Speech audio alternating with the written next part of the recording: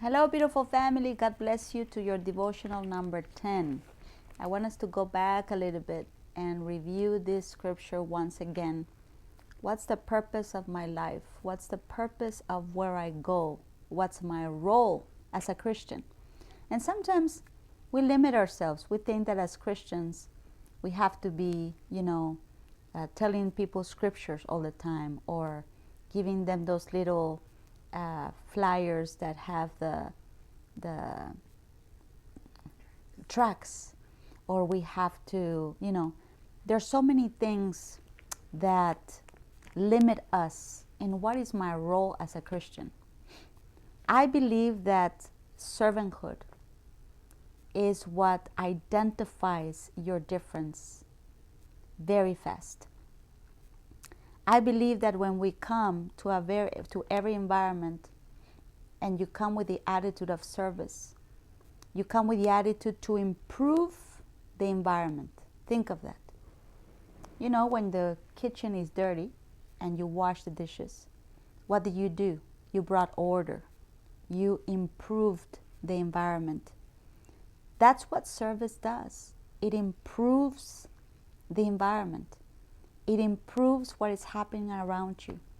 It doesn't permit disorder or pain just to remain.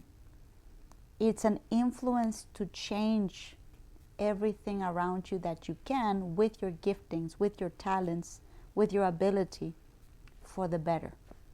And sometimes it doesn't take a lot. You know, Mr. Lynn Summers yesterday was sharing in the service that there's a beautiful woman of God. Her name is Sheena Wesley. And at some point, Mr. Lynn was going through a hardship, and Miss Sheena, she is a tall, beautiful woman, and she gave him a hug that he felt the Lord healed him deeply without her even knowing. What did she do?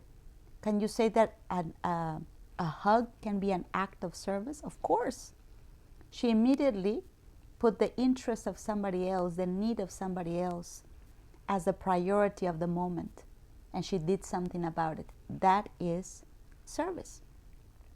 It's not always about picking up trash or cleaning a room or grabbing a broom or, it's about using what you have to improve someone's life.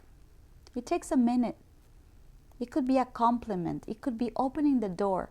I really encourage you to teach your children to open the door for somebody else. You know, one time I stood outside of my daughter's school, and I had to teach her that sometimes those doors are heavy, when you enter the school. And I could see that students would go inside and open the door and wouldn't hold it for the person behind. And it really feels bad, Hold the door for the person behind. That's service. Look around you. Who's behind you? Who's coming? Wait a couple seconds for somebody else to go through that door after you open it for them. That's serving. Family, have you noticed even the expression of people when you take a minute to see something in their need? We were arriving to a Walmart a couple weeks ago, and Miss Sophie stopped because she noticed that there was a lady, an elderly lady, trying to carry her groceries inside of her car. And Miss Sophie didn't make a big deal about it. She just came, grabbed the groceries, and put in her car and say goodbye. We don't have to make a huge deal about it, but that's an act of service. So what does it need? What needs to happen? Be attentive. Be attentive to what's happening around you. I have not been good at that for a long time. I had to receive correction and training, and I'll share more about that. But when we are self-absorbed, which I was, I hope I'm getting better, but I used to be. And that doesn't mean I was just thinking about, my hair, or no. Sometimes you're thinking about your own mistakes, or you're thinking about what you are doing wrong, and you're thinking about what you can do better. And you can get so involved in what you are doing and what you are not doing that you forget about the people around you. Even when I was on my way to the pulpit, I would be so nervous, thinking about the message, thinking about everything. I would look so tense that I would miss greeting people that I would find in the hallway or in the restroom, in the ladies' room. And then later they would say, Pastor Anna, you did not even say hi to me. You saw me the other day. You did not even say hi to me. Because I was so focused, you know. There could be many reasons. I don't think it's always a negative of why we're not attentive. But I do know that it is huge to slow down and be attentive to others. Just slow down a little bit. Be attentive to others. If somebody else drops something close to you, pick it up for them. Don't stare. Pick it up.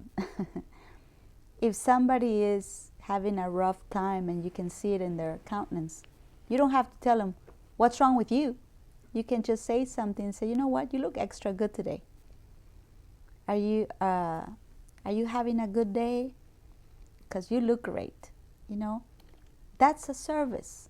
Make a difference. That's such a common sentence to say. But in servanthood, it is just being attentive to those around you. Being a blessing by the hour. Wherever you go, wherever you park, when you're in the traffic, when you arrive to the gas station, when you arrive to the store, when you arrive to a drive-thru, say hi, say good morning.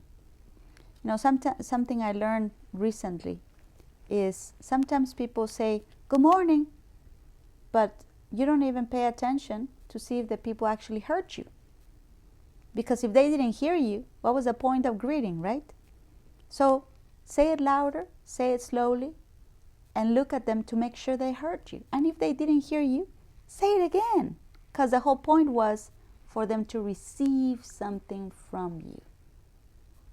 I've seen that happen, and I'm trying to train my children. When you arrive to a room, say good morning, say hello, be the first one to do it, take initiative, but make sure people heard you.